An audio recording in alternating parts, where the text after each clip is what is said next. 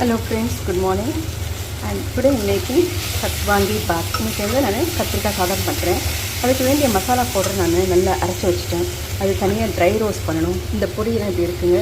அதை ஒரு 13 ஐட்டம் போட்டிருக்கேன். அது என்னென்னா தனியா, மிளகு, சீரகம், பட்டை, புளி, மஞ்சத்தூள், மிளகாத்தூள், காஞ்ச மிளகா, அப்புறமா எள்ளும் தேங்காயும், அதுக்கப்புறமா இது முந்திரி பருப்பு இதெல்லாம் போட்டு நல்லா இது மாதிரி பவுடர் பண்ணி வச்சுட்டேன். இது பாருங்கள், இந்த மாதிரி பவுடர் பண்ணி வச்சுட்டேன்.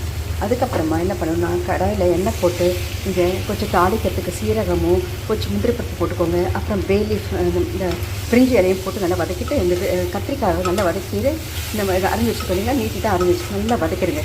வதக்கின பிறகு இந்த மசாலா பவுடர் போட்டு நல்லா கலரணும். அவ்வளோதான். கலரிட்டு அதுக்கப்புறமா சாதம் இது மாதிரி வேக வச்சு வச்சுருக்கேன். அந்த மசாலா நல்லா வதக்கின பிறகு இந்த சாதத்தில் போட்டு நீங்கள் கொத்தமல்லி கொஞ்சம் ஒரு ஸ்பூன் நெய்யும் போட்டிங்கன்னா சூப்பராக வாங்கி பார்த்து கிடைக்கும்.